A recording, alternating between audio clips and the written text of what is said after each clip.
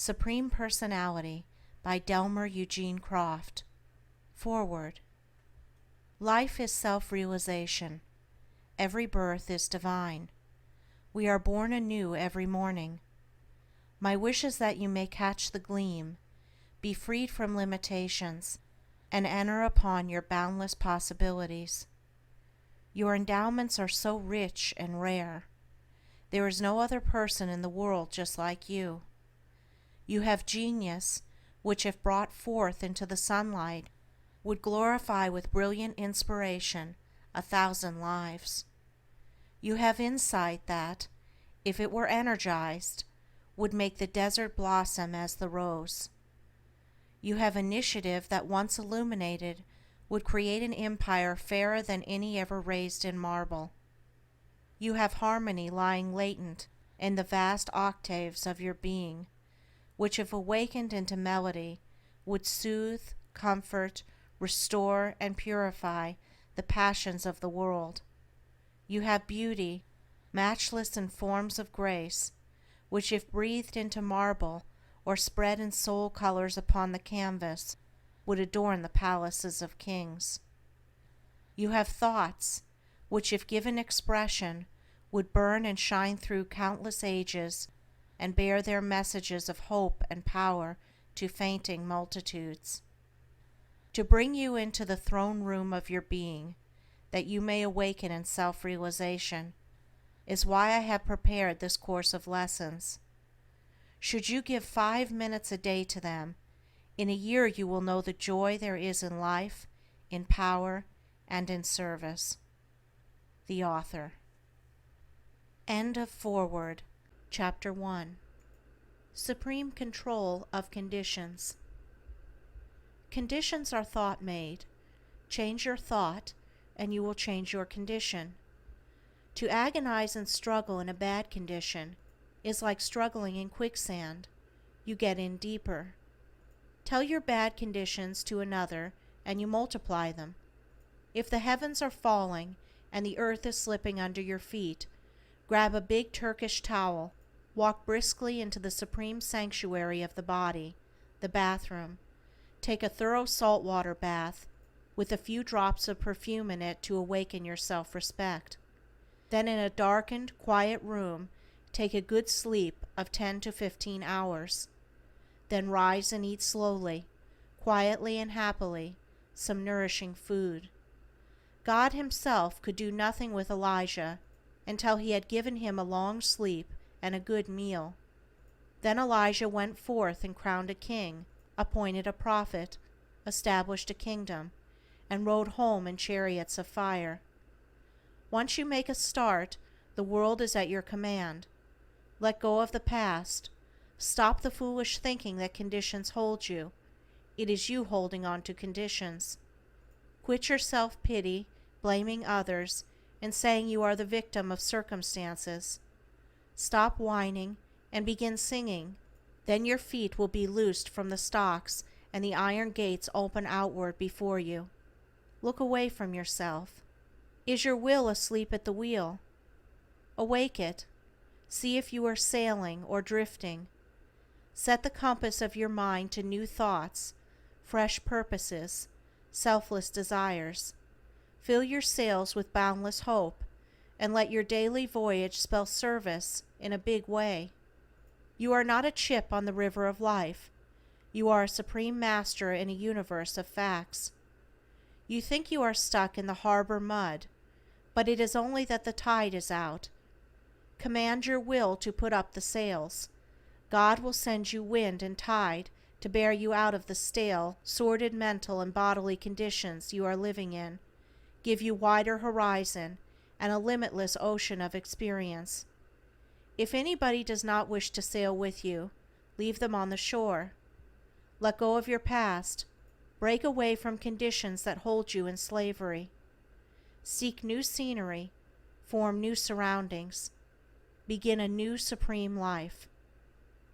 Keep your body supreme. Go back to nature. Be a fine animal. Get into the sunshine, the silent woods, the open fields. Magnetize your body by walking through the dew barefooted. by sleeping on the grass or half buried in the sand.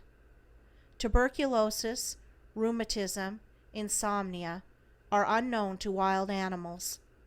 Our bodies are sick and weak because we have denatured ourselves. Make friends of the wild animals. They will teach you how to keep well. They have not a single case of nervous prostration in all their vast forest home. Learn to relax. Drop your tension and check your confusion. Stop a few minutes sometime in the day and quiet your nerves. Rest your muscles. Calm your senses. Soothe your thoughts. Somewhere in the sunshine or under the shade of an old apple tree. Eat simply, slowly. Nuts, dates, cereals, fruits. Drink abundantly of water between meals. Dress less somber. Study your personal appearance. Give it harmony. Keep your body well groomed. A bath and haircut will change the outlook of life. Quit habits that weaken the body. Never talk about your bodily weaknesses, illness, or condition, nor listen to those of others. Criticize your body and it will fail you. Praise your body and it will serve you. Take air baths, cold water plunges, or cold water sponges every morning. Fix your mind upon having a sound and energized body, and you will attract it. Exercise, walk, run, play, work, and learn to rest. Change your habits of living. Cut out the grouch. Stop nagging. You're sour because your pores are stopped up. Get a buck saw and take a sweat. You're morbidly blue because your solar plexus has gone to sleep. Give it half an hour of internal vibration. Don't knock the weather. Like it. Get into it. Let it put iron into your blood. Plunge into a storm. It will act as a tonic on your spirit. A dip in the ocean will add magnetism to your body. Your body is a mighty fine engine of marvelous energy. Overfed, underfed, overburdened, neglected, abused, weakened, shamefully talked about, yet year after year it goes on generating the divinest thing in the universe, life. It transmutes profane elements into divine energy, washes a river of blood free of tons of poison, supports a brain that builds and rules limitless empires, sustains a vision that dissolves darkness into light, the unknown into the known, upholds the image of, and is, the temple of the living God. Your body is supreme. Keep it divine. Strip your body bare and lie in the sunshine. Let it soak deeply into the tissue. It will magnetize your body and renew it with youth. Take these sun baths every sunny day possible by lying on a couch before a large window, or even better, out in the open air. If you want a magnetic body that is supple, elastic, and youthful, give it sun baths and air baths daily. Keep your mind supreme. Your mind is limitless. You were born to lead, not to be always led. Think for yourself. Do your own planning. Make new plans. Train your mind to think alone. Misery is rust on a mind that has stopped working. Train your mind to delight people. Don't follow the crowd, but step softly among human hearts. Train your mind to think big. Expand your mind until it encircles the universe. Stop fussing over little things, over useless people, and fill your mind with new ideals and fresh purpose. Stop wailing over flowers that will never blossom on the north side of your house. Go around to the south side and make a new garden. You have a temperament that is likely to be misunderstood. That's fine. So did Savonarola, Columbus, Galileo, Luther, Whitfield, Emerson, Lincoln, and Christ. 7 cities fought for Homer, dead, through whose streets the living Homer begged his bread. The reputation of Christ was just the opposite of his character. These stood thinking their brave thoughts on the horizon where truth asks you to stand. You are better than you think, or as good. You are the sum total of your thinking. Build thought palaces, not mud huts. Create, originate, produce new ideas. Beware of dead monotony, it kills the brain. Unfetter your thoughts from notions, prejudices, and limitations. Think well of yourself. Think well of what you have. Think well of what you do. Think invincibly. Think persistently. Think with unflinching resolve. Concentration is getting at a thing, thinking it, planning it, preparing for it, working on it, doing it. Your conditions, mental, physical, financial, are thought-made. Fill your mind with different thoughts and you will have different conditions. Thoughts gather around you the things you want. When you stop thinking of them, they pass away. Thoughts are seeds. They produce after their kind. A little thought will shake off useless conditions and confused environment. Think fun into your daily events. Don't be over-serious. It breeds disease germs, just as anger and hate induce cancer, tumor, and liver troubles. Start a hurricane of jollity. Break loose in a thunderstorm of mirth. It will clear the atmosphere under a roof, just as a thunderstorm clears the air over the roof. On the other hand, there is a season to weep. Never smother your emotion. To choke it back stifles the heart. Lift the floodgates and let your tears water the garden of your heart. Be renewed in the spirit of your mind. That is the life. Be renewed every morning, for each day is a new life, a fresh world, the beginning of eternity. Think your thought-created enemies into thought-created friends. Think your thought-created suspicions into thought-created confidences. Thought has drawn you into your conditions. It will pull you out. Your soul, your mind, your body cannot become ugly, useless, imprisoned, so long as you think supreme harmony, dominion, and love. Thought makes your body a hovel, your mind a madhouse, or thought makes your body a temple, and your mind a shrine where angels commune with you. Environment, conditions, circumstances are not your masters. They are materials out of which thought makes the beautiful mosaics of character. Light the candle of a new thought and diligently sweep every corner of your mind, and you shall find the rare treasure, happiness. Put fun into your thinking. Do not take yourself so serious. Put the red blood of mirth into your daily thinking. Keep your will supreme. Your will is divine energy. Therefore, it is a supreme power. Christ said, "Be it unto thee, even as thou wilt."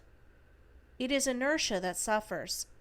Fate, fear, and doubt are children of the imagination. The power of the will dissolves them into mist. Will power into your being. Will power into your work. Will power into your ambitions. Will power into your expressions. Will power into your words. And you shall be a fellow workman with God, a master builder that needeth not be ashamed.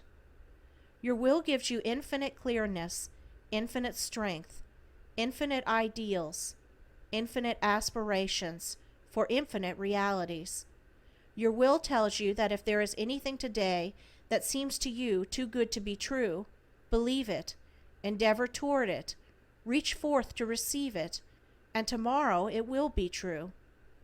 Will is the engine in the depths of the ship that drives it through the buffeting waves and storm to the distant harbor. Will puts your backbone where your wishbone is now. Will puts iron into your blood, tightens up your vertebrae, and makes you a self-starter. You may have lost your battle. Your will stands ready for another battle campaign. You miss an opportunity. Your will stands ready to open the door to 100 new ones. Delay is the mother of most failures. One thing worse than a quitter is the person afraid to begin. Your will gives you purpose and makes you stick to it. Get grit for a new siege. Will makes desire. Will makes brains. Will gives decision. To decide means to cut deep into the world of possibilities, cut out of your prison of difficulties, cut through your jungle of opposition, to liberty, to health, to success, to supreme power. Think, plan, do it. Will heals disease. Will drives poisons out of the system. Will makes the body immune. Will illuminates the brain with brilliant perception. Will sweeps misfortunes aside and rebuilds a nobler success. Julius Caesar trained his supreme will until it became the dominion of the Roman Empire. The goddess Diana said of Hercules, "When I saw him, whether he sat or stood, I knew he was a god, so majestic as his will." Like the magnetic mountain in the Arabian Nights, your will can draw the nails from your enemy's ships, so they shall fall to pieces before they reach your shores. Will is a dynamic cosmic energy from whence eternal things proceed and immortal organisms are constructed. Will is the glory of the divine universe, and you are a part of that will. In your will sleep the oracles of prophecy. You were made master over this world. In your will is enthroned sovereignty, dominion, kingship. With force of will, Pygmalion carved his soul dream into the marble until its loveliness of form and grace became so real as to take on life and motion. With force of will, Dante created his hell, and with force of will, Milton created his paradise regained. Put your will into command. Start new. Realize that you are supreme. Get a mind picture of what you want to be, what you want to do, then actualize it. Get above doubts. Do not wait to be well, to be happy, to be rich. All of these will be added unto you. Climb out of your prison of doubts, worries, fears. Begin where you are. Let your will create even as God creates. He that believeth shall not perish, shall not abide in darkness, shall have the light of life, shall have everlasting life. All things are possible to him that believeth. Come down out of the gallery of supine hero worshippers. Get into the arena and be the hero. Quit the drivel of matinee idle longing, and get onto the stage of life and get the bouquets for yourself. The world is waiting to ring up the curtain for your star part in life. You can work miracles. A miracle is a wonder, a marvel, a supernatural occurrence, a result obtained by suspension of natural processes. You can do that any day. The miracle is that so few do it. You know Ibsen's play, The Dollhouse, how the wife forged a note, raised the money to send her husband to regain his health. How he did regain it, returned to great prominence and wealth as a banker. Then the blackmailer threatened to reveal the crime. How the husband rushed to his wife in anger that she should have done such a thing, that it meant ruin to him in his high position. How the wife replied, "Why, I expected the miracle, that you would save me as I saved you, that you would say that you did it." If he only had, what a marvelous, what a wonderful, what a supernatural thing it would have been. Christ made whole and useful a withered hand. People say, "Oh, that I could do such a wonderful thing." Well, why don't you? See the withered hands around you. A young woman with a beautiful voice but no means to cultivate it. You have 1,000 or so in the bank. You can save that voice to a world that needs song. A young man with a fine mind, helpless to go through college. You have means to give that mind to a world in power and usefulness. The natural thing is for you not to do it. The supernatural, the miracle, is that you are divine enough to do it. A man, a woman, is forsaken, friendless, cruelly judged by the world, their goodness blasted, their spirit crushed, their hearts bleeding, their lives made useless, withered. The natural thing is to avoid such, stand aloof, be quite scornfully indifferent. The miracle would happen if you went to them, lifted them up, restored them to society. I have said, avoid useless people. I mean selfish, lazy, purposeless, aimless people. Sir Humphrey Davy worked a miracle when he took the boy Faraday out of a stable loft and gave him a chance to cultivate his genius. The Sistine Chapel is Angelo's miracle. When the band on the deck of the Titanic, under the pale light of the morning stars, played Nearer, My God, to Thee, to give hope and strength to men and women struggling to be saved, each player, as the voice of his melody was forever hushed behind the shining emerald gates, in the crystal tomb of the sea, went down, crowned with the glory of a selfless miracle. The natural thing would have been for them to have frantically fought to save themselves. What superb opportunities to work miracles have passed you!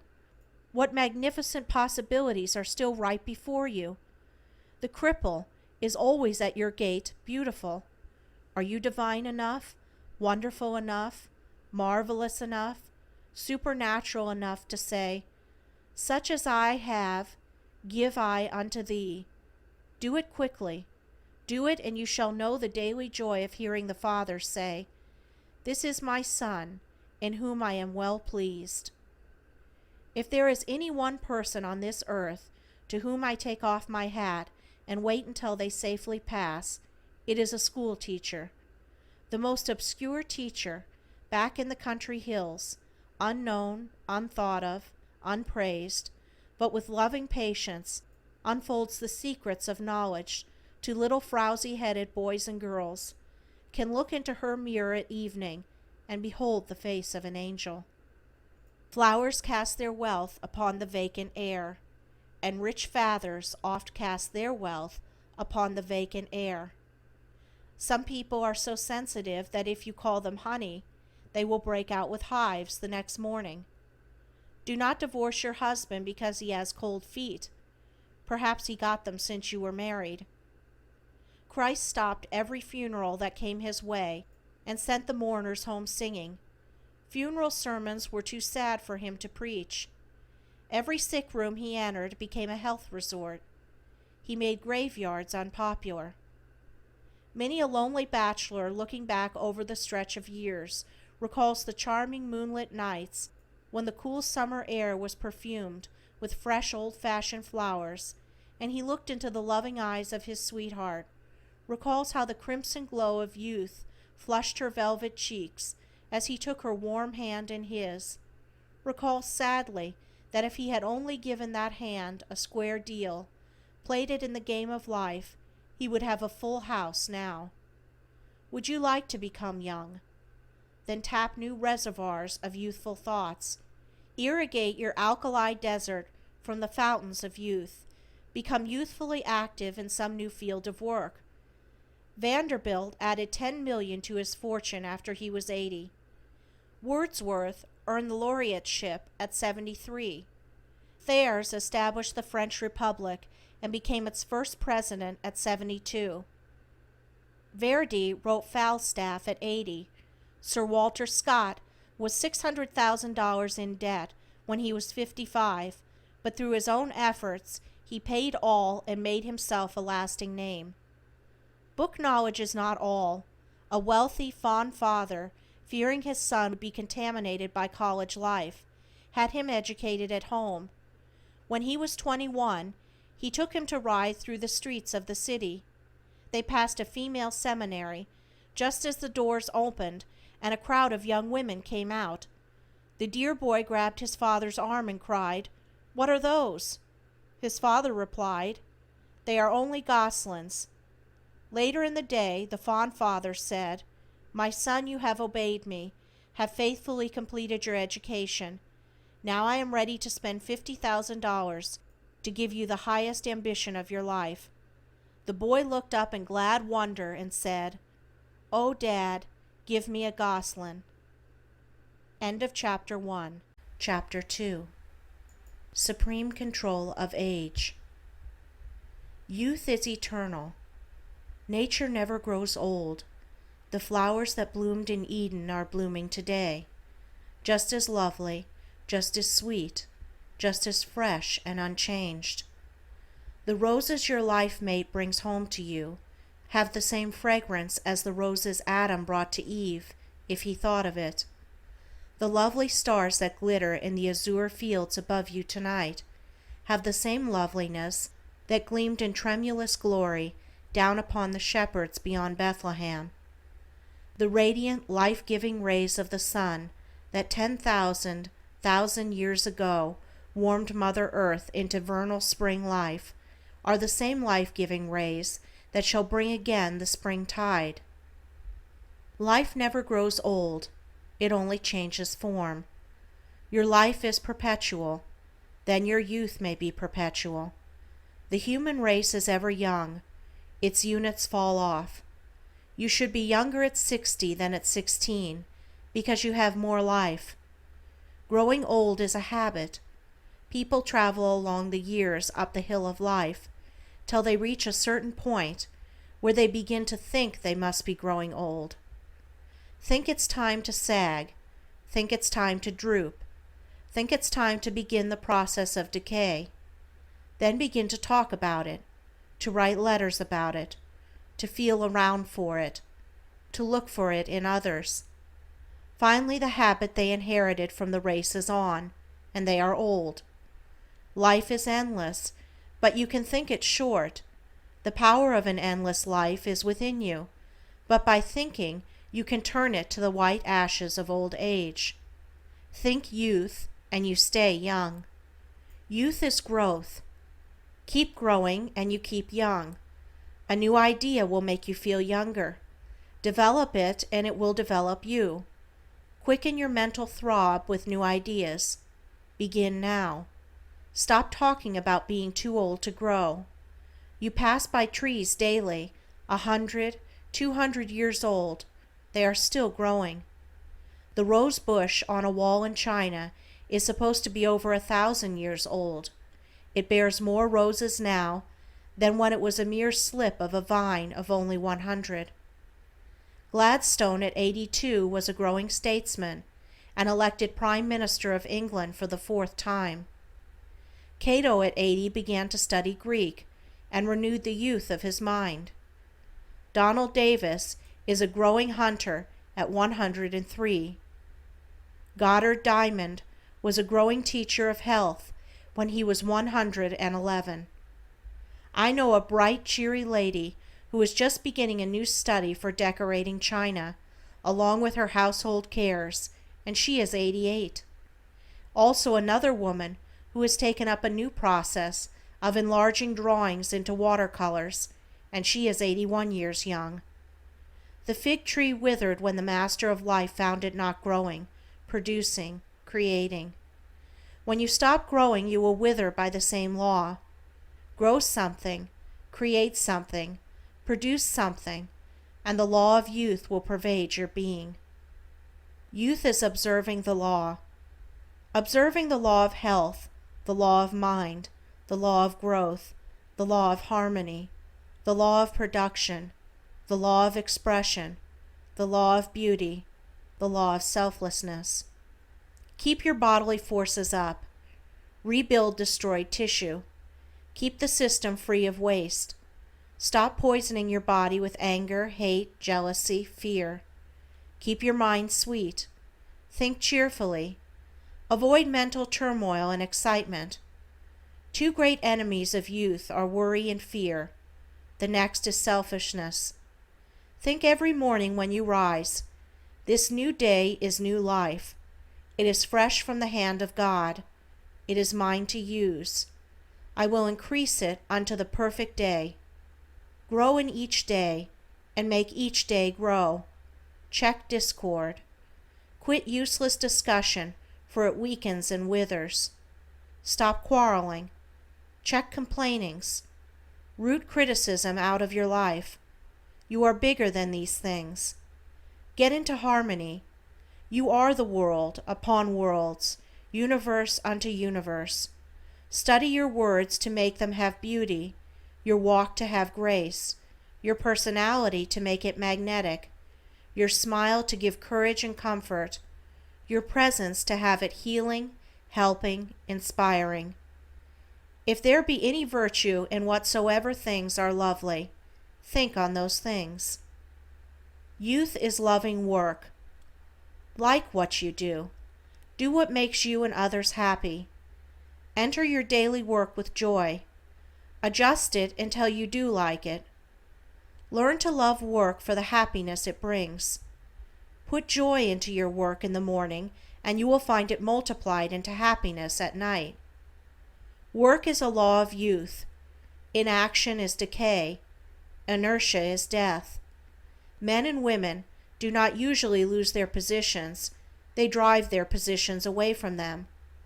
The law of work will not stand personal abuse, any more than the law of beauty will endure brutality.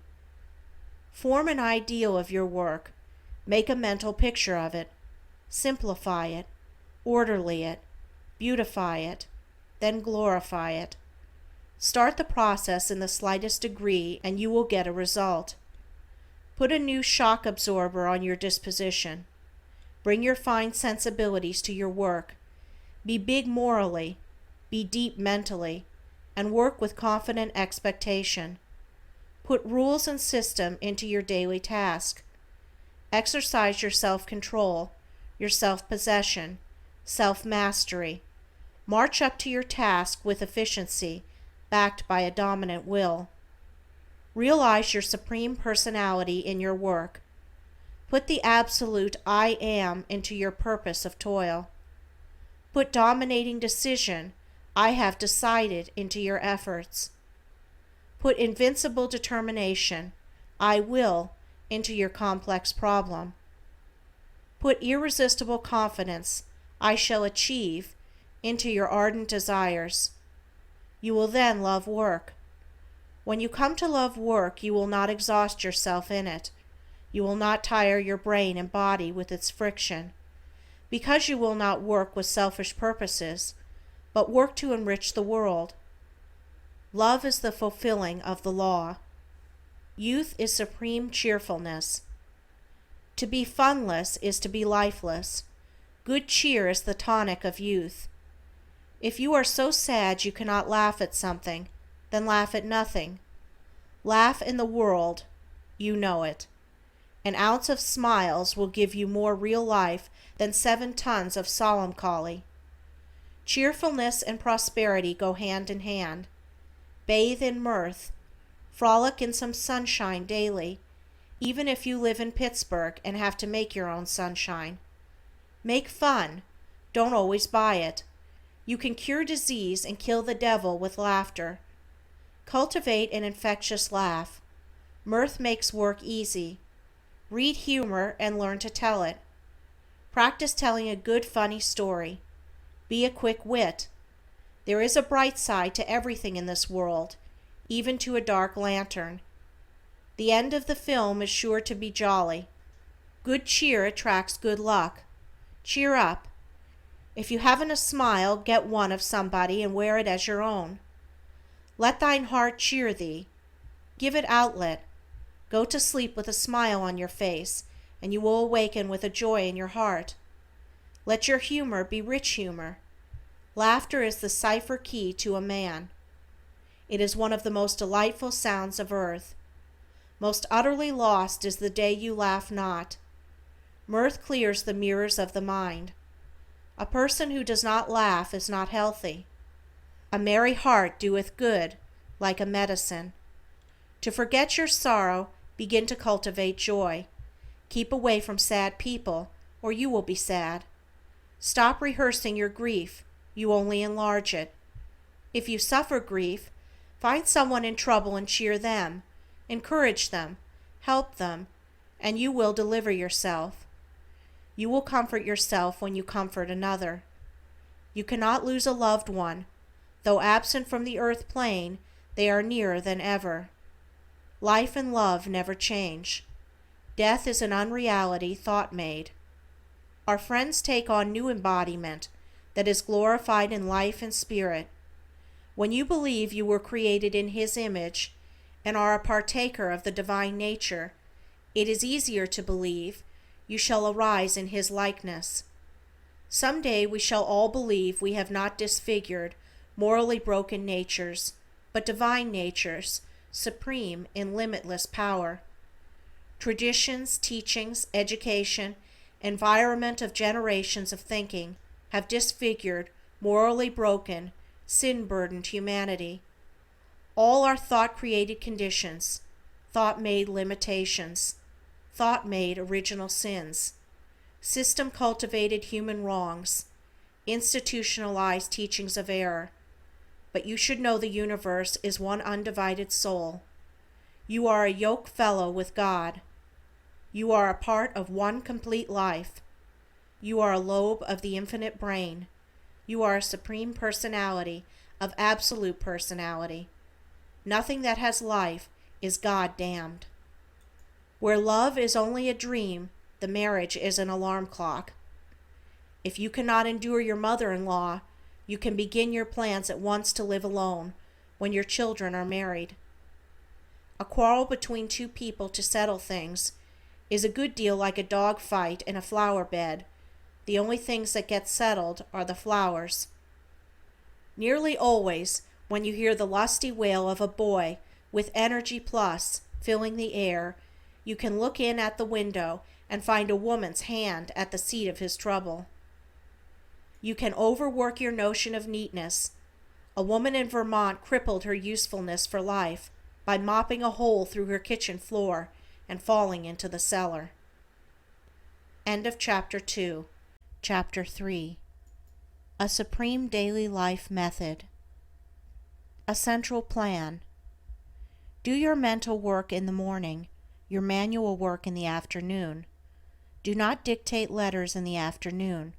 From 10 to 12 in the morning is best.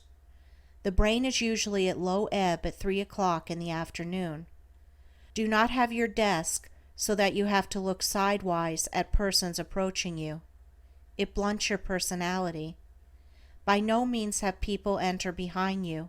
It is the most negative psychic influence possible. Let your position in your office be such that when anyone approaches, your eyes will fall upon them as near a straight level as possible. Plan your workroom for efficiency. No matter how small, how large, or if it be but a bench, put your character stamp on the plan of the work you do.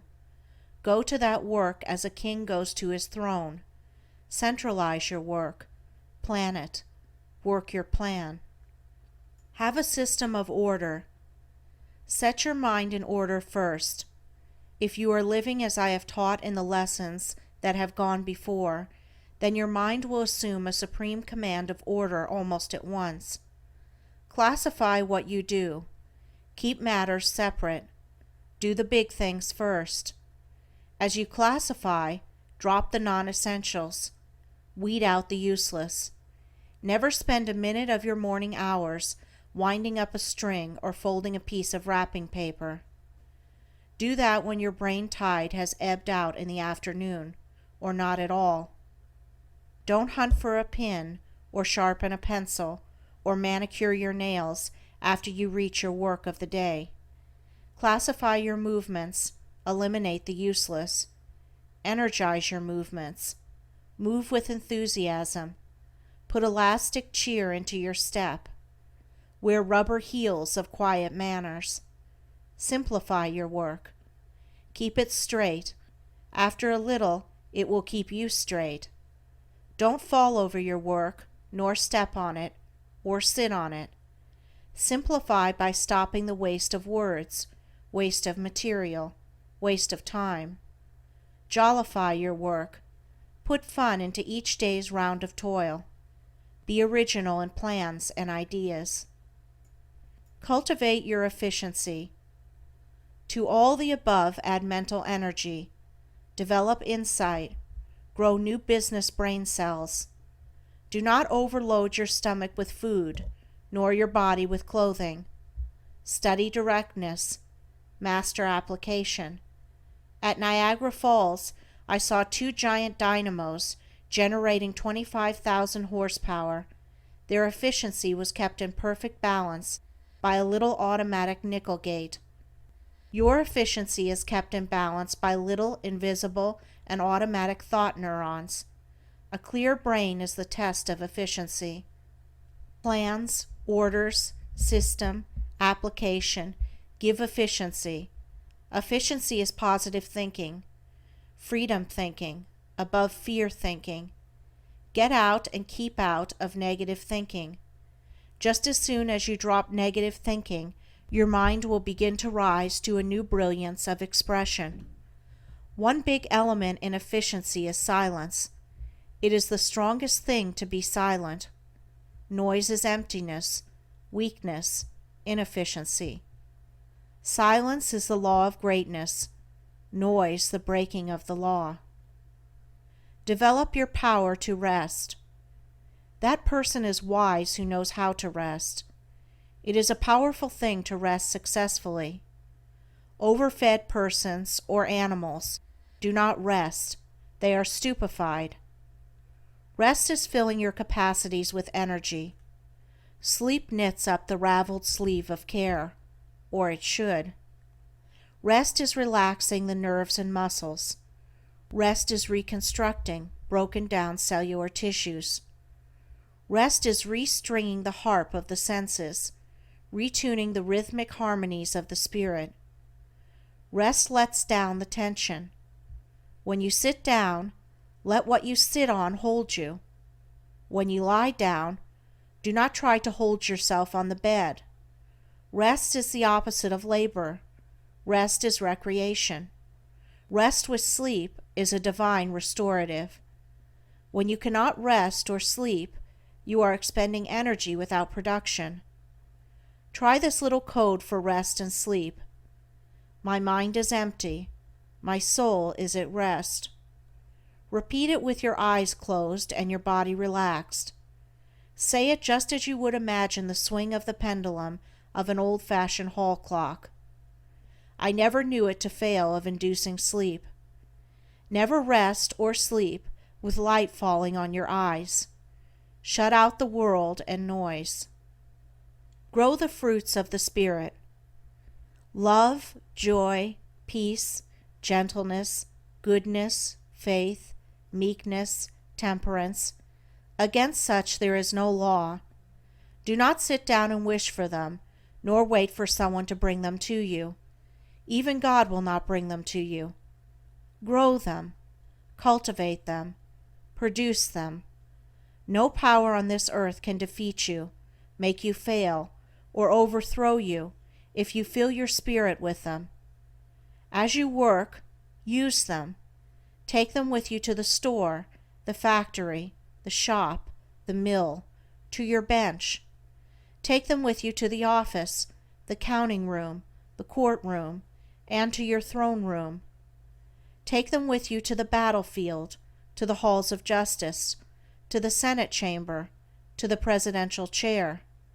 Take them with you through the streets, along the highways, and over the unbeaten paths of your life. Take them with you down the rivers and out into the storm-driven sea. Chain them to the wheel of your ship.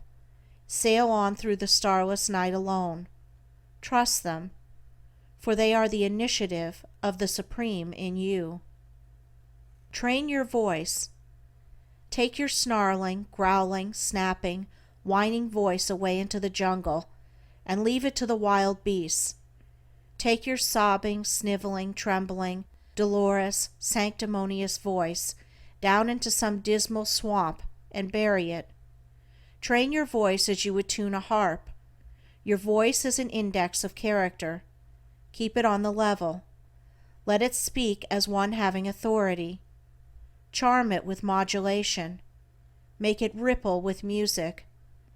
Allow no thrust of anger to ruffle it. Intensify it with determination. Strengthen it with courage. Give it dominion and power. When other voices are hot and spumming around you, keep your voice cool. Never allow your voice to become dull, dubious, uncertain, shrinking, or hollow. Voice tones that are round, rhythmic, full measured. Have a serene and reposeful voice. Look at what you speak. Reflect your soul in your voice. Let the manner of your voice be calm, smooth, collected, but energized with positive forces. Have a cheerful voice, a voice that makes one think of sunshine and smiles. How to love relatives. To love your relatives, be away from home all you can. To have them love you, keep about 300 miles between you and them. Thousands of homes and lives are wrecked by two families of the same family trying to live under the same roof. Noah would have floundered with the ark 10 days after the flood started if he had not taken more than 2 out of any one family with him. Cain would have never killed Abel if Adam hadn't made the fool blunder of trying to keep his 2 sons everlastingly with him. Of course, there was some excuse in the fact that in those days New York and Paris were not brilliantly attractive cities. If there is any one thing outside a church row that tickles the devil into a frenzy of laughter, it is when a young married couple go home to live with the family. There is about as much real-life joy and harmony in it as there would be in a jungle picnic of monkeys and parrots. There is just one place where large families can dwell together peacefully: the graveyard. It is contrary to natural law that families of grown-ups should live together. When a cub bear is old enough, big enough to hunt for food, and comes back after he once goes out, his mother gives him a mauling that makes him feel he would rather starve than come back again. Does she love him? Of course she loves him, to the limit of her instinct, loves him to the point of pride that she wants him to be a brave, daring, self-reliant master of the forest. When the whelps of a lion get to be more than playful kittens, the mother leads them into the jungle, slips away, leaving them to hunt. The young lions may return to the old home, but their father and mother have moved away to a distant den. To evolve their natures, to become supreme denizens of the forest, they must rely upon their own prowess. Take the eagle. When the mother eagle by instinct knows the wings of her babies have become strong enough to support their bodies, she pushes them out of the eyrie. They fly, or will be dashed to death on the rocks. They always fly. But you say human beings are not bears, lions, or eagles. Well, humans could well afford to attend the nature college of the wild animals of the woods, to learn the ethics of health, happiness, and the development of the individual. Treat your relatives royally, then let them alone. Keep out of their affairs. Try to keep them out of your affairs. Be kind, generous, sympathetic, but keep out of the danger zone. Insist upon living by yourself, living your own life, thinking your own thoughts, playing your part in life's drama.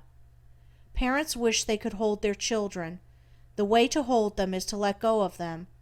If you love them, you will let go. Love is unselfish. God sent His only Son on the loneliest journey ever taken, and He came back crowned with glory. God can live with lots of people, you and I can't. Abraham amounted to something. God said to him, "Get thee out," and he went out, not knowing whither. He stayed until he became the head of a people as numberless and brilliant as the stars of the heaven. But Isaac hung around home, lived on his father's greatness, and the only real thing he did that was worthwhile was to redig some wells his father had dug before him. The first time he saw his sweetheart Rebecca, whom another man had to go and get for him, he lifted up his voice and cried like a boob. He had become soft on the mutton and grape juice of his father. Tender little doves flit around the home cote, but the eagle sweeps from sun to sun. Anyhow, in these modern days, children are very largely bringing up their parents. To kill a quarrel, shut your mouth. There is a world of sense in the saying, Sell your hammer and buy a horn. There is one place we can bear a boil and smile, on the other fellow's neck. Many people possess more than 1,000 acres of possibilities and have about half an acre under cultivation. The best way to exterminate mosquitoes would be to start a plan to cultivate them as a money-making commodity. Stop nagging, twitting, insinuating, suspecting those whose love you wish to hold. You assassinate love when you ridicule it. Temper is the yeast of personality. No man or woman ever rises in the world without it. A razor, knife, axe, or writer, actor, minister, without it, isn't worth a damn in any market. Never lose your temper. Lose all things, but keep your temper. When I see people who are great stickers as to form or attitude in prayer, they remind me of my old neighbor, Saxby, who fell into Bill Smith's well. He said, "The prayingest prayer I ever said was in that well standing on my head." Do you know the meanest thing about the worst boy on your street? I will tell you. It is the fact that you do not like him, and he knows it. God never made a mean boy. Parents have made some, towns have made some, and cities have made a host. End of Chapter 3. Chapter 4. The Supreme Law of Success. Selling power. Study out plans. Approach your customer or the public with a definite plan. Here is one of simple power. Attract the attention, secure the interest, carry the conviction, demand the decision. Then in any line of business, you will have your order book full. Selling power is confidence backed up by the will. Success is ambition and desire driven by the will. Do you desire success? How much?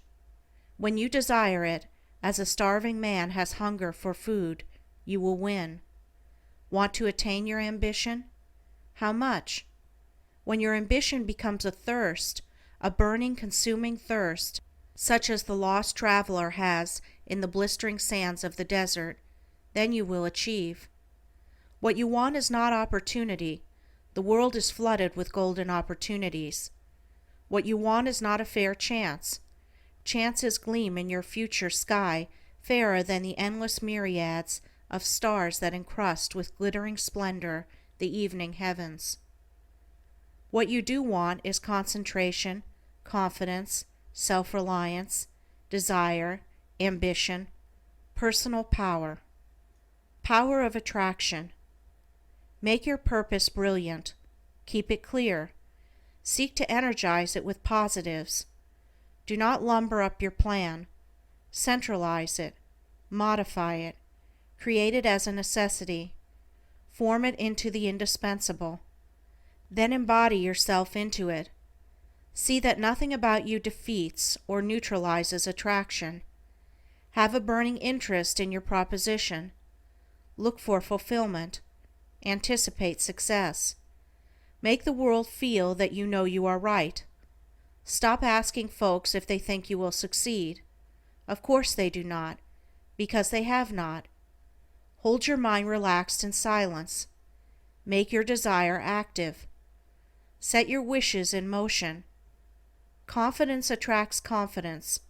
Positives attract positives. Bring out your latent forces. They only need arousing. Think and act. Your mental attitude. Have faith in yourself. Arouse faith in others. Think in the affirmative. Assert your hope and confidence. Root out every doubt. Help someone out of their slough of doubt and despondency. Believe in the world, in life, in growth, in possibilities. Let your faith be as big and bright as the sun. Cast not away your confidence, which hath great recompense of reward. Dwell in confidence.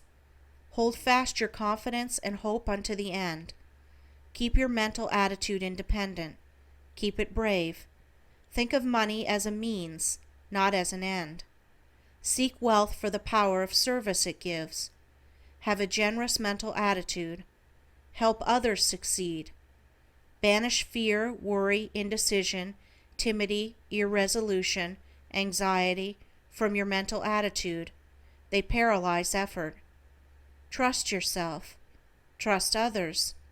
Have a mental attitude that is supreme, divine, and absolute. Spend your last dollar like a king. Gird the loins of your mind with I will, I can. All the mountains of difficulty will melt before your presence. Ambition and desire. Ambition is idealism. Desire is faith. You cannot have either without the possibility of their fulfillment. Desires come from supreme intelligence in the universe, and they are divine.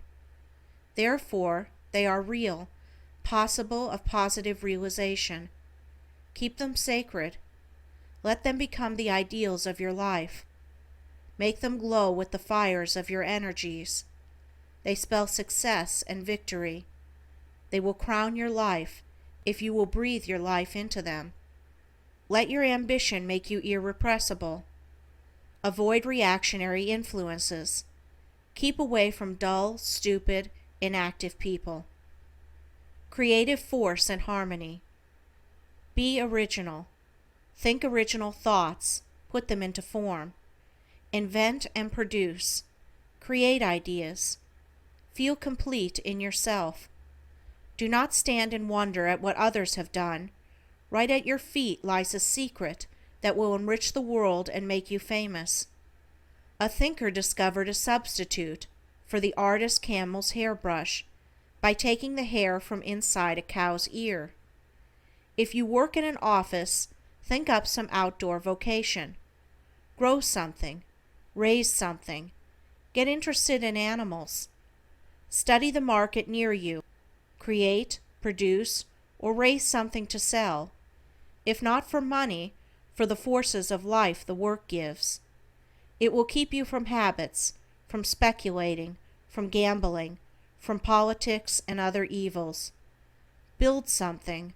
Raise chickens, pets, sheep, cattle, or grow flowers, fruits, berries.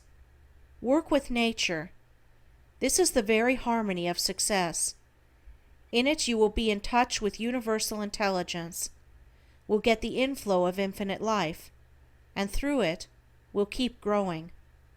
Your latent powers. Take account of your personal abilities, your gifts, talents, forces, equipment.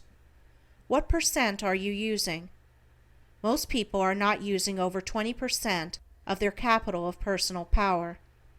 The 80% lies dormant. Why have only 20% of your share of life, success, harmony, and happiness when you should have 100%? There are big prizes awaiting your latent powers.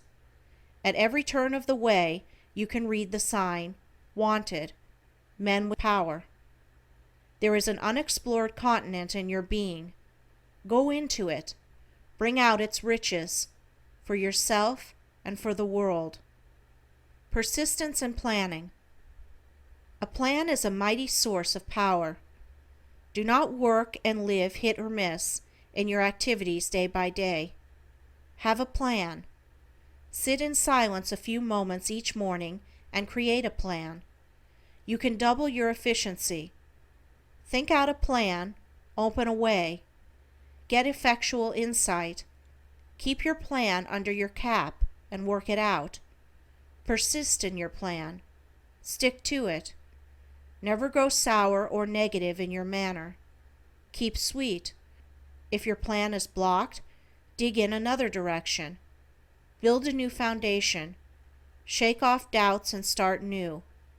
Unless your success makes you happy, it is not success. Deep at the heart of the universe lies happiness. Live closely to that heart in persistent power of service.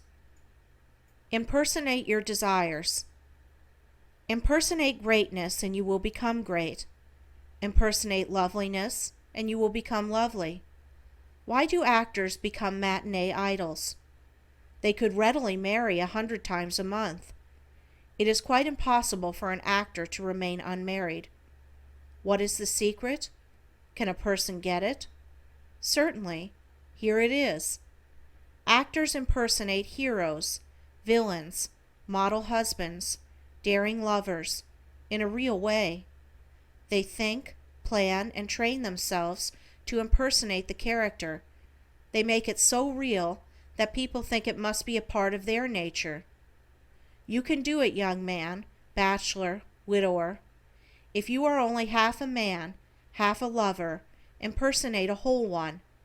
If you are so bashful that it makes you blush to walk with your best girl in the garden where the flowers are in bed, impersonate a dashing daredevil, scamp of fascination, and your sweetheart will faint from adorable bliss and fall into your arms. If you are a coward, impersonate a hero until you are one. Do not stand on one foot, or bite your fingernails, or tear the rim off your hat, trying to tell a beautiful, healthy 20th century young woman you love her. You'll be all to the mustard. Do something brave. Go hire a kid that is a good swimmer to fall into the lake as you and your sweetheart are walking past. Then throw back your shoulders and tear off your coat and leap in.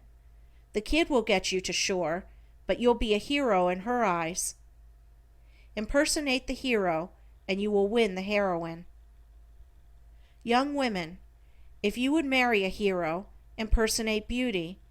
Maiden lady of quite impossible age, if you would marry the best man in the world, impersonate youth and beauty.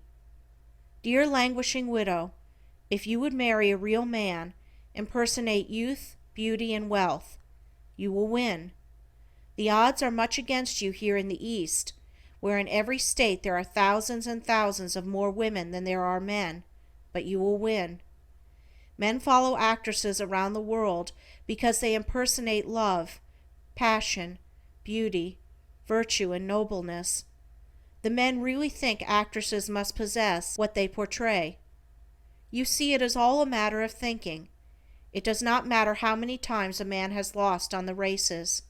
If he is a good sport, he will bet on the next horse that looks good to him.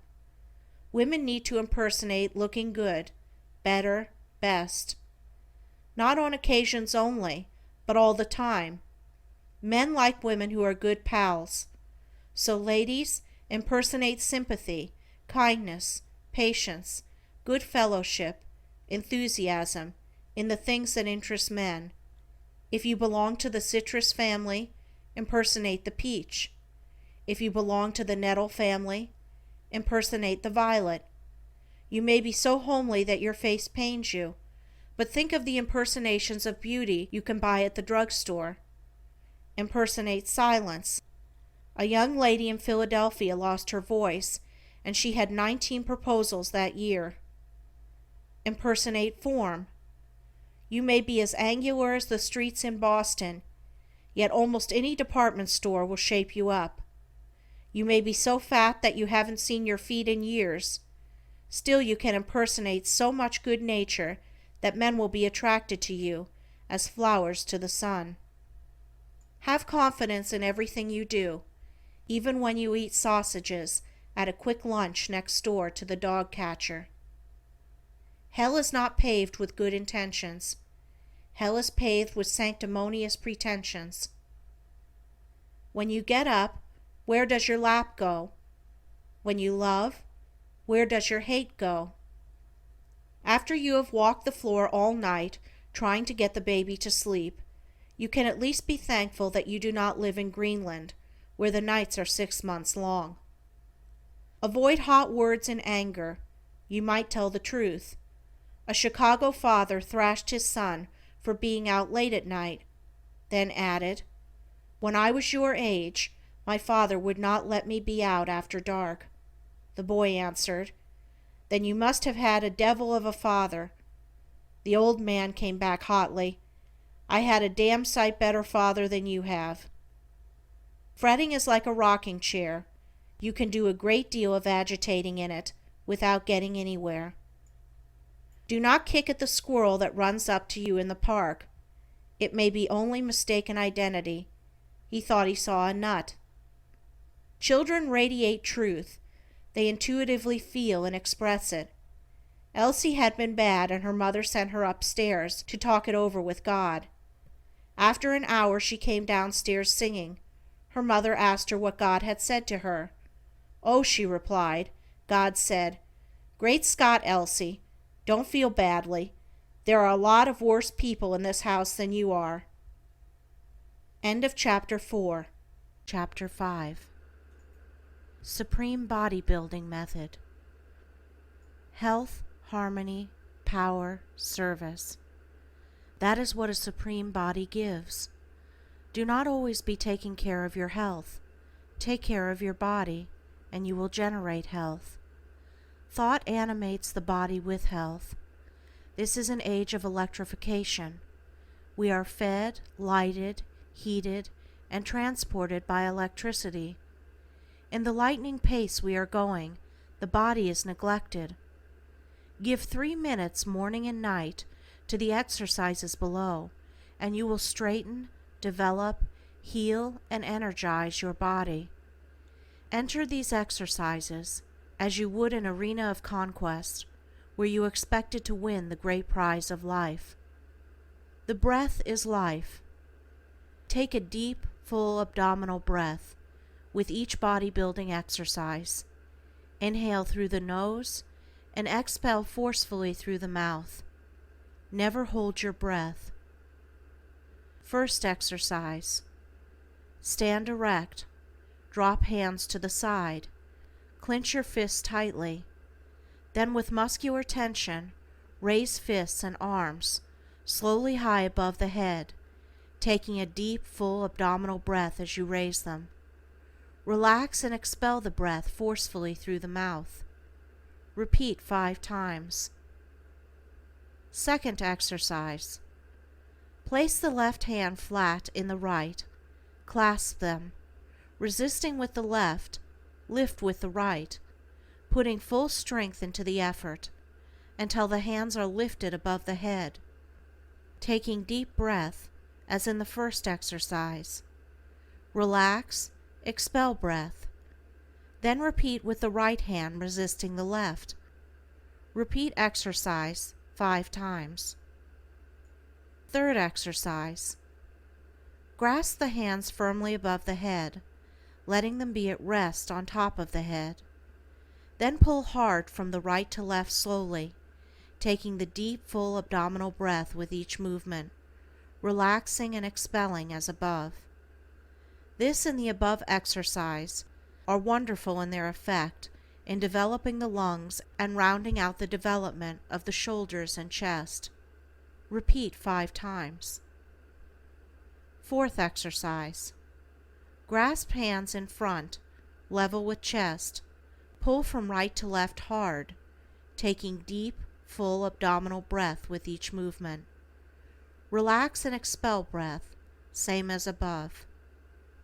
Fifth exercise. Grasp the hands behind the back, taking deep, full abdominal breath. Lift the hands as far up on the back as possible.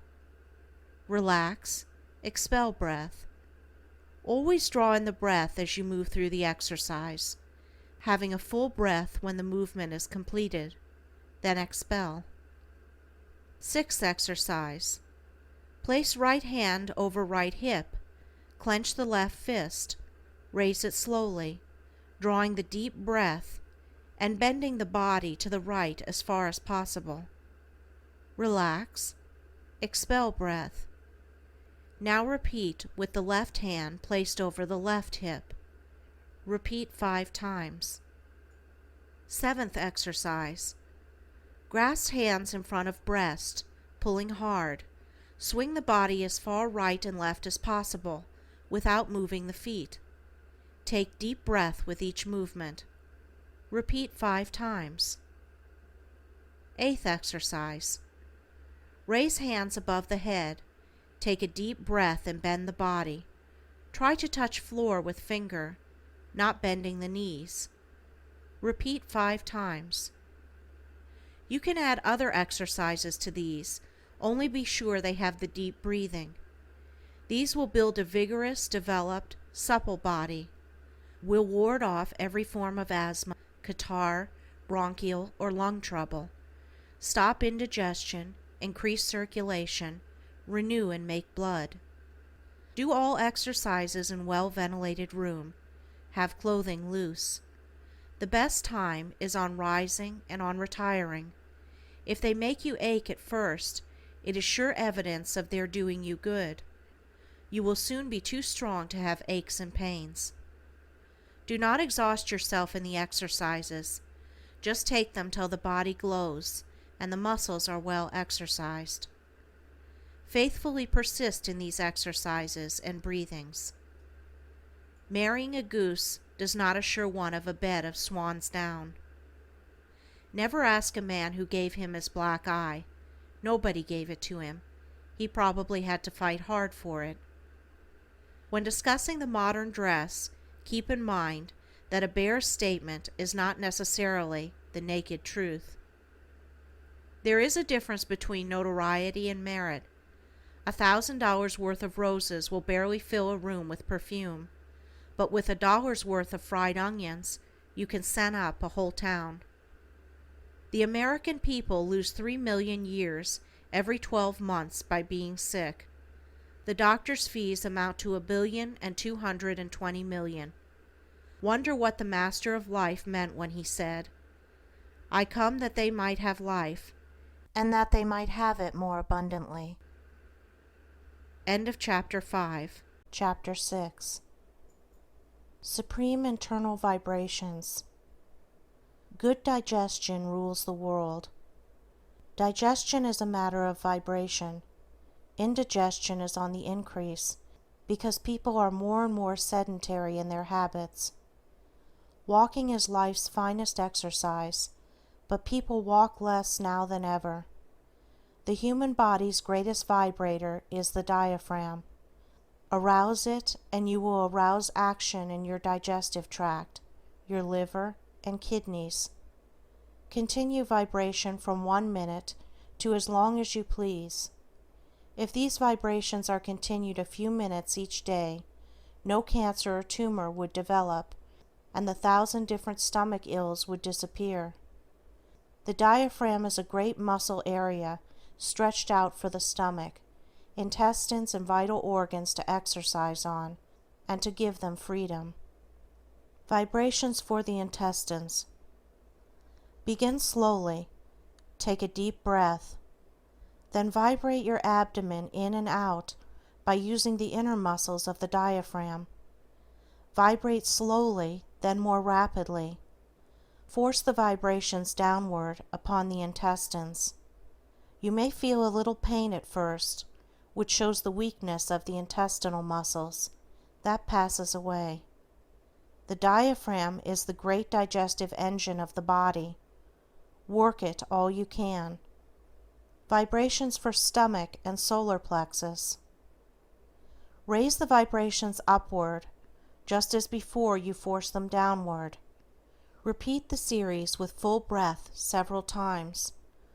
Also give the vibrations a little twist of the body, so as to get the circular movement over the stomach. Vibrate the solar plexus with short, sharp vibrations far up into the chest. This will cover the muscles of the lungs and of the heart. This is a very essential work, as it gives new strength to those muscles of the heart and lungs to ward off acute attacks of any kind. Vibration for torpid liver. Direct the vibration to the right side. Do them strongly, so as to arouse the liver thoroughly. This is a very important exercise, as it bears directly on rheumatism. It increases the acids, starts secretions flowing. Rheumatism calls for dry climates, non-acid diet.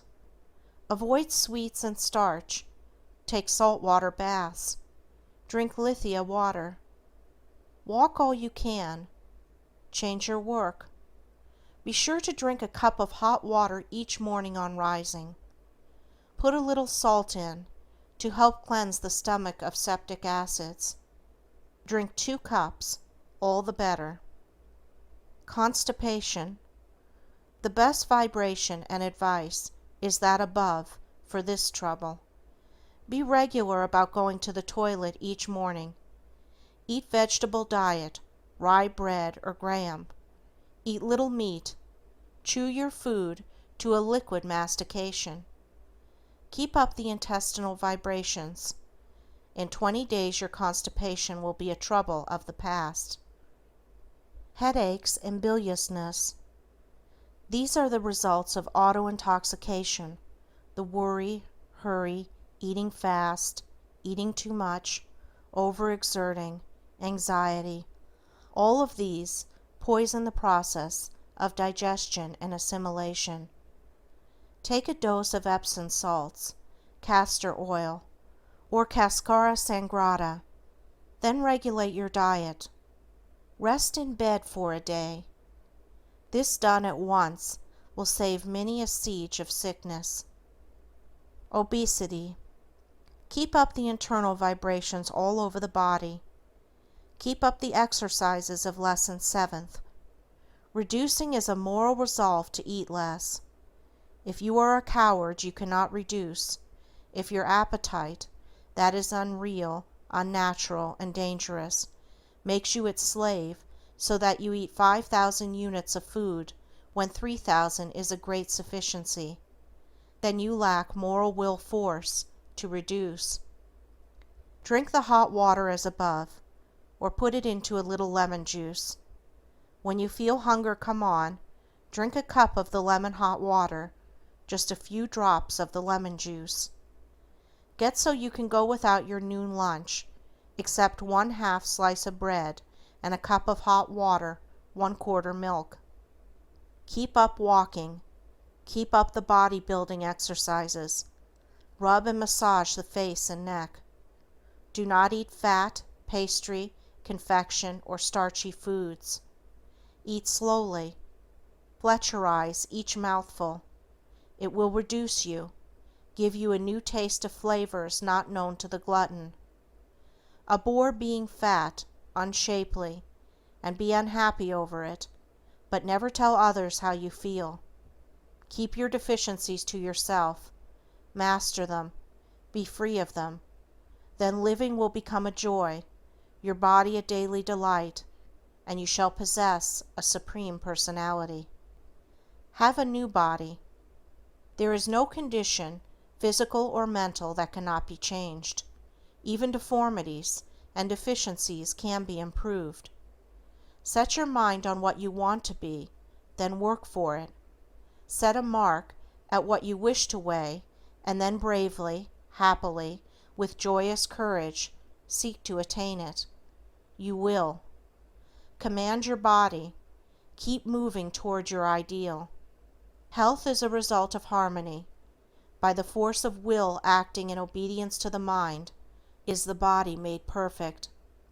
You are no fool if you know how to sin charmingly. The most fertile source of family trouble on earth is an inheritance. Do not spend your life leading asses to fountains of wisdom, for you cannot make them think. The life path of many people is like York Street in New Haven.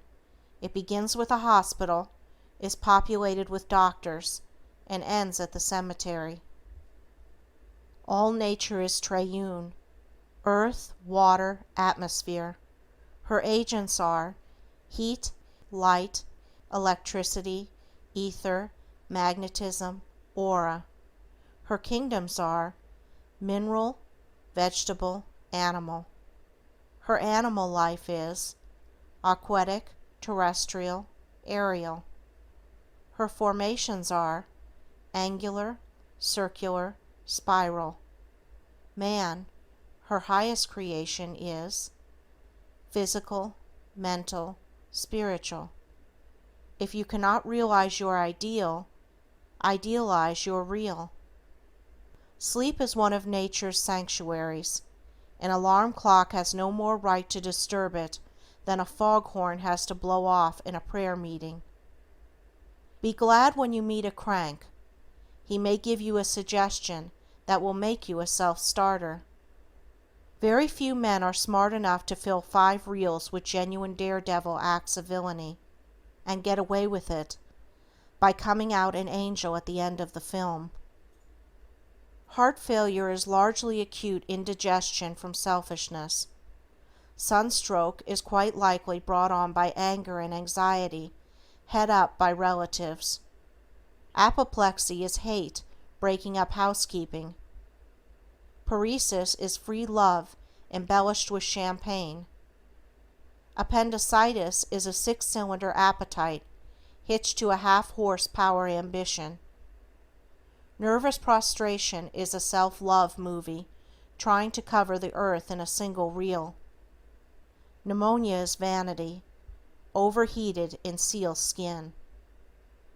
End of Chapter 6. Chapter 7. Supreme Mental Healing. The Supreme Mind. The previous lessons give you the key to supreme mental healing. Your mind is limitless. Begin where you may, conditions do not count. No matter how weak, how isolated, how deep in the mire of trouble, you can rise, you can be free, you can be renewed. You may have a whole library of all sorts of books and treatises on healing. You may have a library of biology and pathology, but you can never read yourself well. What you need is what I have sought to give you: positive working plans. It takes some work to build a hut, more to build a comfortable home, still more to build a palace of luxury. How much mind and will work are you willing to devote to build your body into a temple of the living God? Mental confusion. Make an easy plan for each day. Relax your mind tension. Let down your body tension. Eat less. Drink water. Walk in the open air. Change your thought to new plans, new work. Let go of the past. Have nothing to do with the future.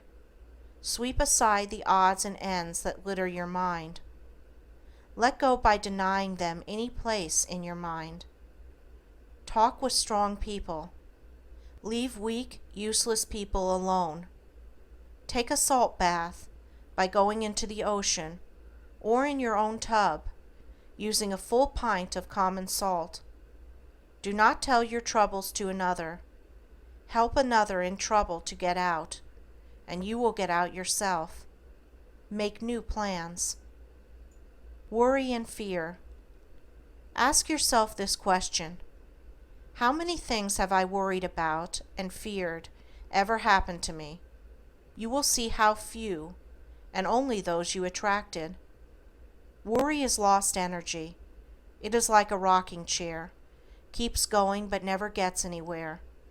It is like a mill owner starting all the machinery of his mill, then going away, leaving it running to injury and destruction. It is a miserable habit. It makes you and others near you unhappy. It destroys your usefulness, injures your health, kills joy. Quit the habit. How? By forming new plans of thought, work, expression, activity, and living, only one day at a time. Stop resisting, struggling, let go of selfish purpose, and start loving. Make a change. Start new. Grow something. Make something. Laugh when you think you are going to cry.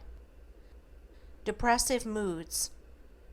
Dress in light colors: pink, lavender, green, red.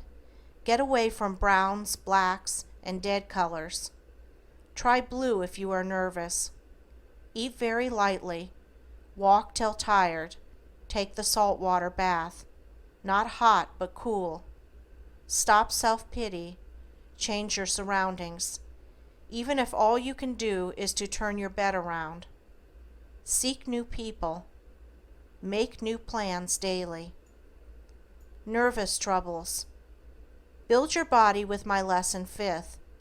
Take plenty of nourishment. Sleep in the middle of the day. Simplify your daily living. Keep away from sick and unhappy people. Stop talking about your own trials. Let go. Drop fretting over trifles. Check selfish desires. Go afield with the sheep and cattle. Do not let your housework make you a slave. Plan some new outlet. Do something different. Banish anger. Forget self. Help some lame dog across the street.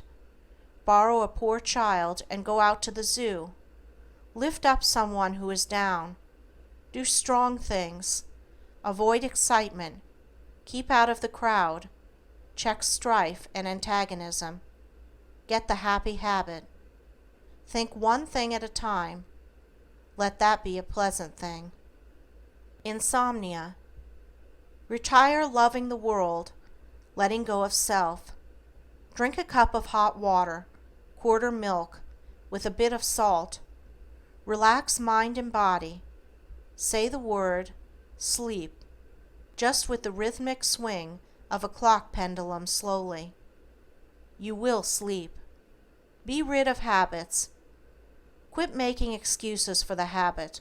Stop lying about its being hereditary. Resolve and you are free. Keep away from the cause of your habit. Shame yourself when you commit it. Praise yourself when you master it once. Destroy the desire of your habit by putting a good desire in its place. Stop buying tobacco or drink and buy flowers, music, or a farm. Rouse your will. Severely call yourself to account when you slip. Stop talking about how you suffer or how hard it is. Talk about the victory. When you are tempted, sit in silence 10 minutes and say, I am supreme. You will win over any habit that you may have. Change your position. Change your work. Change your associations. Drinking and smoking are the major habits that enslave men. The moment you become disgusted with a habit, it loses power over you. When you get moral courage enough to hate it, it will flee from you. You may conquer it in 5 days, or it may be 5 weeks. Just set aside a vacation of that time and fight a battle for supreme manhood. Have confidence in yourself. Arouse your will to splendid self-mastery. Have a motive for being rid of your habit. Have enthusiasm. Be determined not to travel through life loaded with a kit of bad-smelling smoking tools. Smoking does not stimulate, nor aid digestion. It does not clear the brain, nor soothe the nerves. It is quite the opposite. The same is true of the liquor habit. A habit is a deficiency. It is a vicious enemy that mars and defeats Supreme Personality. We become like the things we think. Retire from business every night. Start in business anew every morning. It isn't the mountain ahead that wears you out.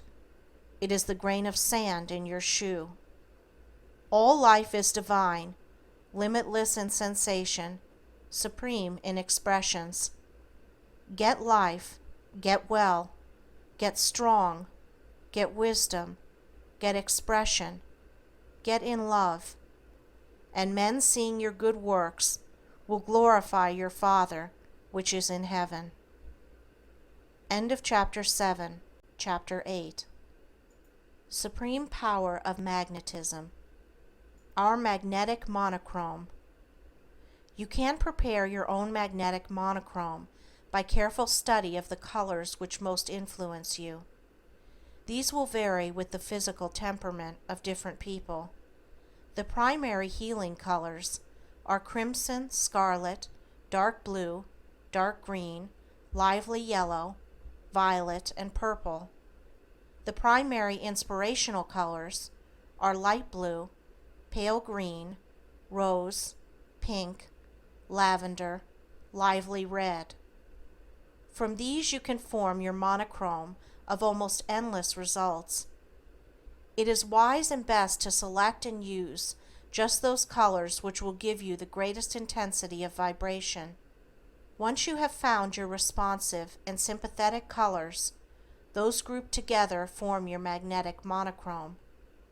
Magnetism is the highest form of physicalized power in the universe. It knows no resistance. It passes through all substances and pervades all space. It is the most vital power in the universe. Our modern life presents a magnetic paradox. It affords the greatest development of magnetism and is the greatest destroyer of it. It is generated by the brain, flows to the right through the body in the form of a figure 8. From the brain to the solar plexus, across to the left side, then down to the procreative organs, and through to the right side, and up to the solar plexus again, and through to the left side, and up to the brain. The solar plexus is the body's great life center. Personal magnetism. Keep steadily cultivating magnetism, or your supply of human electricity. The solar plexus is the great sympathetic center of the nervous system. Keep it aroused and active, and you will increase your magnetic forces. Sensation, emotion, and intensity of expression rise from the solar plexus. Magnetism is generated by brain forces, focalized by thoughts. The nerves are the medium of transfusion. Colors increase the vibrations. The moist palm of the hand forms an electrode when applied to any affected part. The brain, by thought, starts the magnetic currents of healing force through the arm into the part treated. Let your eyes rest on the color of the monochrome used. The current will then be complete. By practice, you can greatly intensify the healing thoughts and so increase the flow of magnetism. While giving yourself the treatment, or to others, breathe deeply and regularly. Have the body relaxed while treating, better lying down. Have your eyes on the color. Also, if treating another, have them look at the same color. Mental disorders. In all mental disorders, like hysteria, grief, distress, fear, melancholy, select that color from your monochrome that most suits your particular temperament. It may be light green, or yellow, or pink, or one of the blues. You will soon be able to quickly tell which gives the greater relief. Use only one color at a time. You will find that, after a little, you can summon to your mind the color you desire without even using the actual color in the monochrome. In case of injuries. In case of injuries, swellings, inflammation, local pain, apply both hands where possible. Have the palm of the hands always moist. To start the process of thinking that will arouse the magnetic currents, think of the affected part as well. Think of the pain as leaving. Now, in treating the heart for palpitation, think of it as quiet, as strong. Praise the heart for its wonderful endurance and power through the past years. Think of the strong, abounding heart of an ox or moose, and think that strength into your heart, that your heart is like it in power. You will see a decided improvement. Use the colors of the monochrome in such cases as will give you the best vibration, the color that best responds to you. Try the red, violet, blue. Most heart troubles are not troubles at all, but troubles of digestion.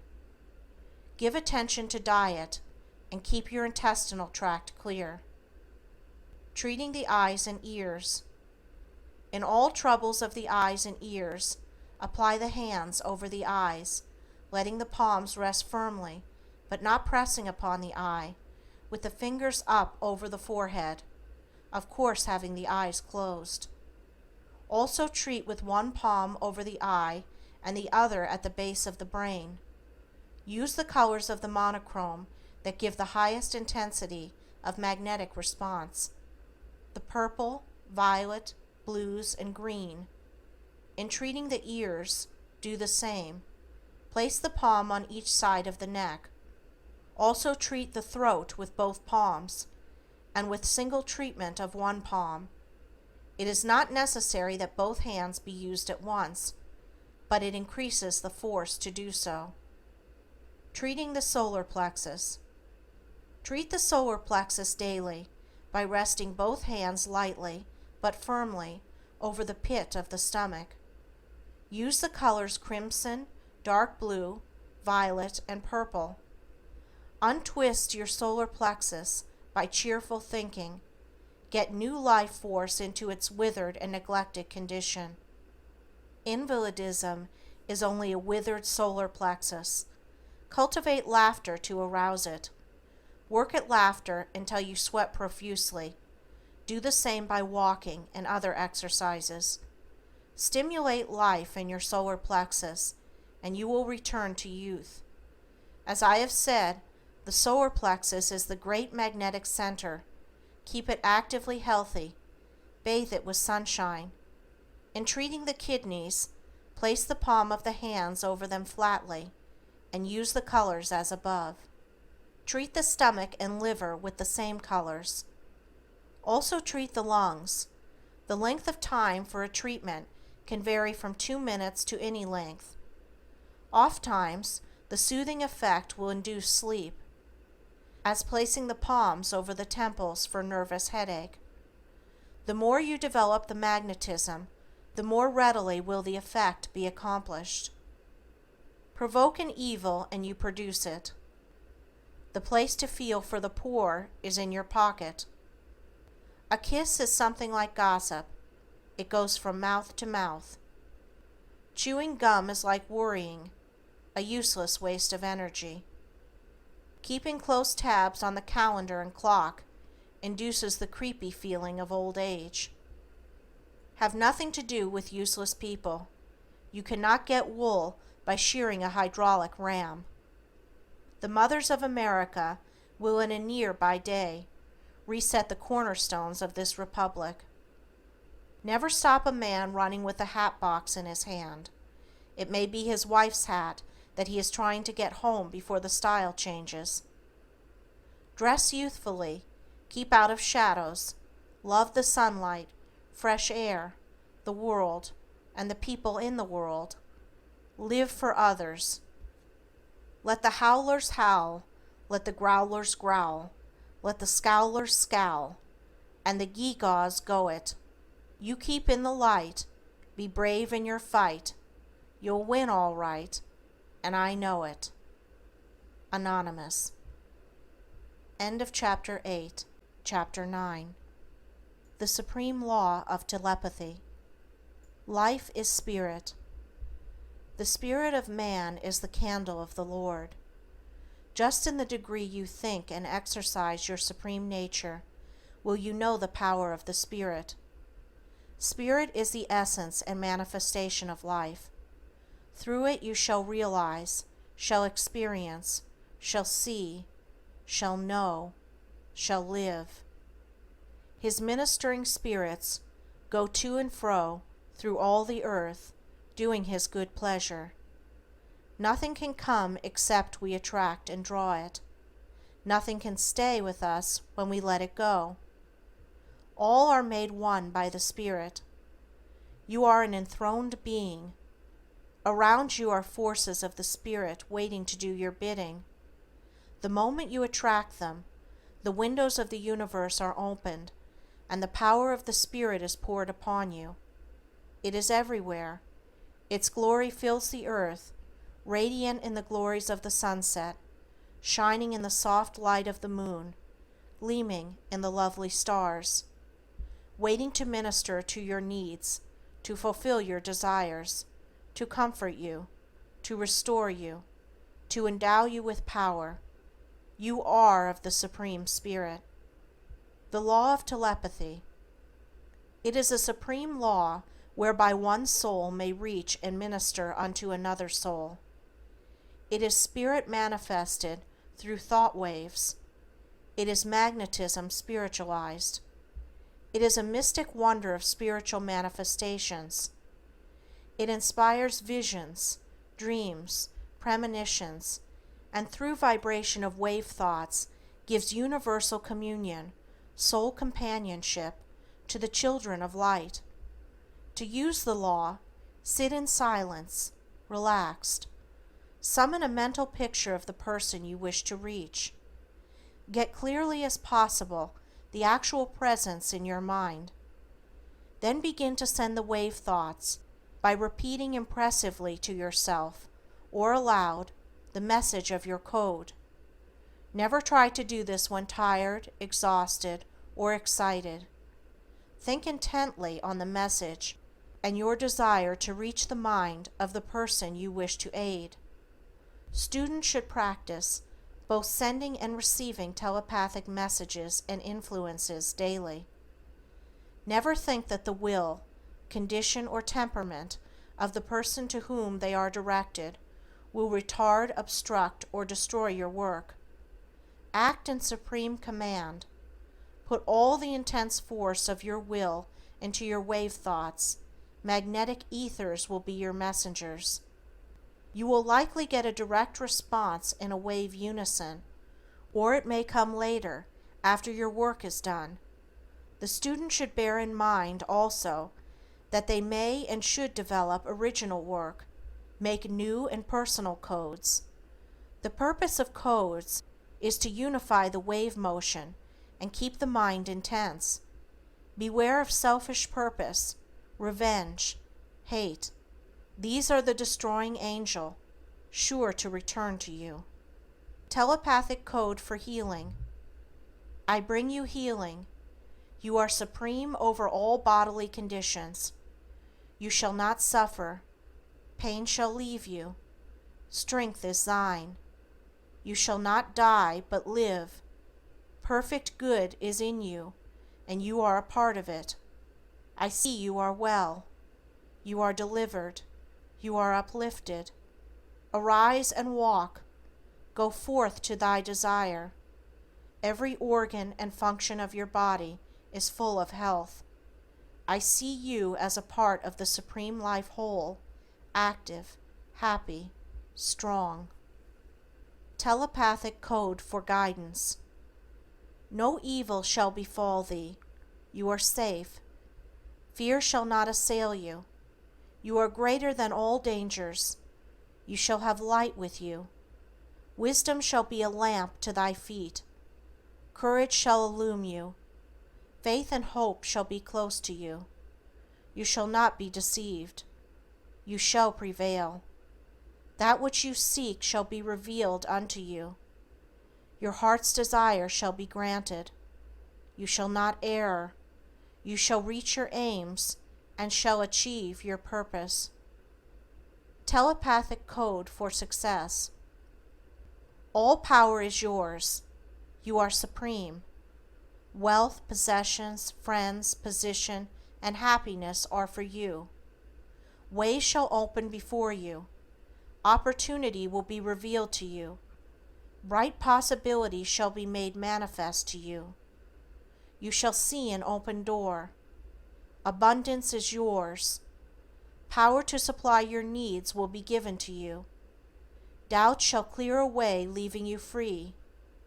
The eyes of your mind shall be filled with light. You shall be guided to plenty. Telepathic code for friends. All ways are open between us. I am calling to you. My soul and mind are open to you. No wrong shall endure between us. The springs of kindness shall be open to us. I am listening to your spirit. We shall be led into truth, love, and happiness. Our love is perfect. We shall not err. You hear the voice of my wish for you. You know my mind. All promises in truth are perfect. All is light. There is no darkness between us. There is no distance or obstacle between us. Your mind answers to my mind, your heart to my heart, your soul to my soul. When tempted, I am near to withhold you. When disheartened, I will inspire you. Day and night are the same, you shall not falter. Our vision shall be made real. Our desires, heart longings, soul hunger shall be satisfied. Our future hope shall be actualized. Our destinies realized in the pavilions of silence. Your life and my life are the radiant units of the life perfect. Build the world with thought waves. The dire curse of this world is idleness. Some are working too hard, while a vast multitude idly look on. Don't be a looker, be a doer. Don't be a knocker, be a booster. Idleness is a sin. The wages of sin is death. That is why people who stop working soon die off. If a man will not work, neither shall he eat. He can't eat long. He loses his appetite, spoils his digestion, gets heart failure. When you retire from business, from work, from active aggressive occupation, you want to buy your lot in the graveyard at once. If I were rich, do you say? Stuff and nonsense. If you were rich, you would be unbearably meaner than you are now, 100 times more stupidly useless. What you need is punch. You have lost your grip, grit, and punch. And no matter if you are 90 years old, you can get them all back. How? Listen. Build the world with thought waves. Begin with your world. What is it? The kitchen or the schoolroom? The ditch or the mayor's chair? The field or as superintendent of a railroad? A brickyard or a bank? A bench or a pulpit? A loom or grand opera? A pick or a pen? Take a look at your world. What is it? Now plan it. Then breathe life into your plan. You cannot help others until you help yourself. You cannot save others and not be worth saving yourself. You are supreme, and this is your ultimate hour. You are under the law of liberty. Go to your own, free of all outward restraints, forms, commands, and laws. You are an absolute unit of God power in the universe. You shall be judged only by this law of liberty, the best in you and the highest good of others. Use this personal code as you work. Personal code. I am power. I am life. I am energy. I am fearless. I am strong. I am free. I am success. I am well. Faith is clear, bright, shining within me. I shall be guided. I shall be given wisdom. I shall triumph. That personal code, given 10 minutes a day, will double your power of efficiency in 6 months. Stick to it. Each day drive it harder. Bring out your abilities, insight, courage, daring, and boost yourself. Energy is something you generate, just as the dynamo generates electricity. Start your mental and physical dynamo. Freight thought waves with your desires and send them out. They will come back richly laden for you. Load your smiles, heart throbs, good wishes onto thought waves and send them out to serve others, cheer others, give hope to others, to help others across the hard places. They will come back bearing to you, some 30-fold, some 60-fold, and some 100-fold. Happiness comes through loving service. The student should have faith in the work entered upon. It is founded upon law and fact. Someday the law will be made fully clear and operative in all departments of life. The wireless telegraph is a step in the demonstration. Recently, a young woman in Elizabeth, New Jersey, was awakened by thought waves after all medical applications had failed to arouse her from a 6 days' sleep. An acquaintance of the author's was warned by thought waves from his mother to avoid danger. He was so deeply impressed that he delayed a day his western trip, and so missed the train that went down at Ashtabula. A husband who was some miles distant transacting business received the thought waves from his wife that she was in danger. He hastened with all speed and found his home in flames. A young lady felt the impress of thought waves from a young man to whom she was engaged, and decided not to join a boating party. On the return trip, the pleasure launch took fire, and 6 of the party perished.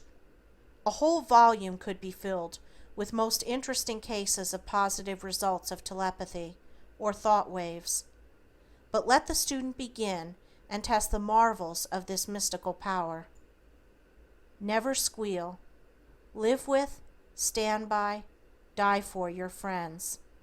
The 7th circle of hell is reserved for squealers. The last word. Start now. Get thee out. Launch out into the deep. Darkness shall be a pavilion around you. Angels of light stand by your side. This supreme hour is yours. Set sail. Realize yourself as supreme, infinite, immortal, then divine. Crown with glory your individuality. Now are we the sons of God. Limitless life, boundless capacities of power. Shut your eyes to the flesh. Shut your ears to the world. Shut your heart to fear. Shut your soul to hate. Stick to the chase until you get the trophy.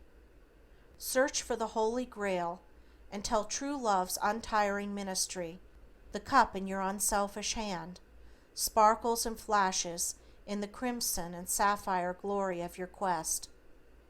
Burst from your chrysalis of doubt, and the supreme wings of the Spirit shall sweep you forward to triumph. There is no gloom in God's universe except what we make ourselves. The skies sparkle with possibilities, calling you into their glowing fields of power and service. Get passion into your chilled soul. Master fate. Span the universe. Hurl forth the thunderbolts of your energy, and the mountains of difficulty will be cast into the sea. Take your place in the sun. Stop rivaling God by saying you are a worm of the dust, a miserable sinner, and that there is no good within you. Quit damning yourself. Nothing is impossible. You hold the key to the universe. Mind is supreme. Thought limitless. Weave your spirit out of sunbeams. Seize the glittering stars, and they will become your chariots. You and the universe of God are one. Today is eternal. This shining moment is everlasting. Lift your eyes to visions that gleam through the purple clouds of loveliness, from the matchless forms of beauty, and you shall see the invisible. Listen to the voices that unseal the velvet lips of silence, and you shall hear the inaudible. Put forth your supreme hand unto dominions, principalities, and powers, and you shall do the impossible.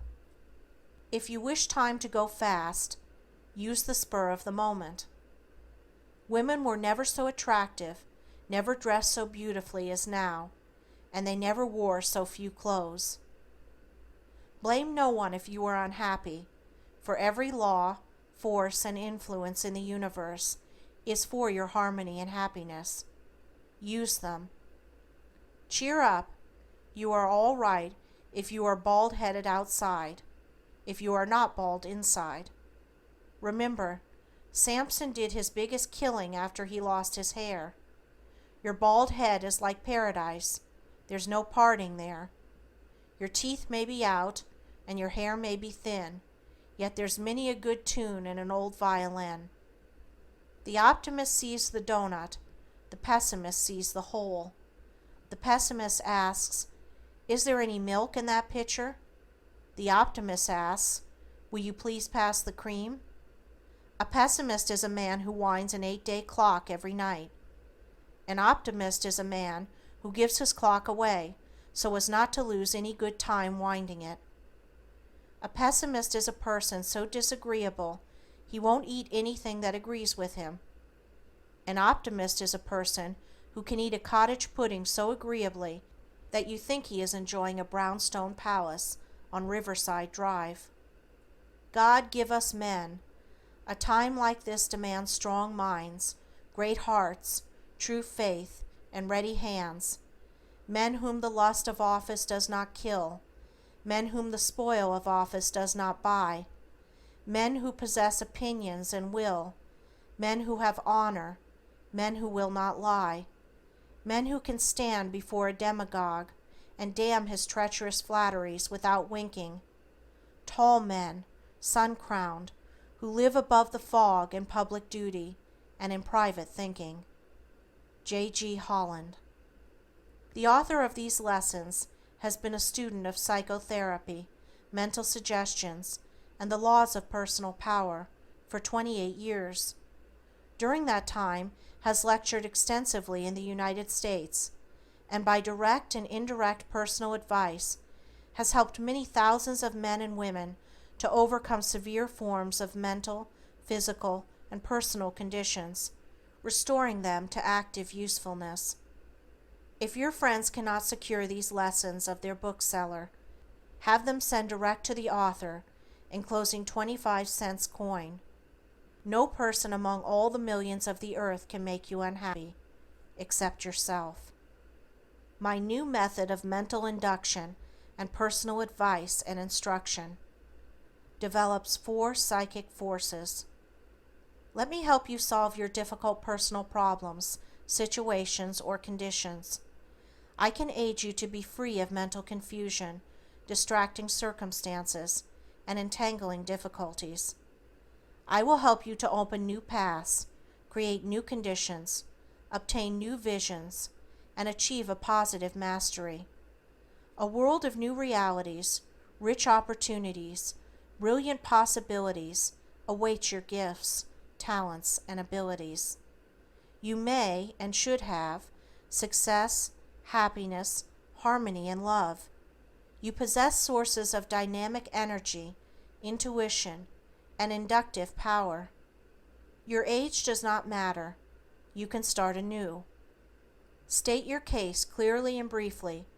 I will also answer for you 5 questions upon personal matters concerning which you may desire specific information, advice, or guidance. Your confidence is kept inviolate. Through my new method of mental induction, I work for you and with you daily for the full realization of your desires. My terms are $2 in advance, your money back, if I fail to help you. Write your name and address clearly. Address: Dr. Croft, New Haven, Connecticut. No power on this earth can keep you down, if you will to rise. Smile while you can, young man, for someday you may marry your employer's daughter and become a millionaire. Then you can't smile.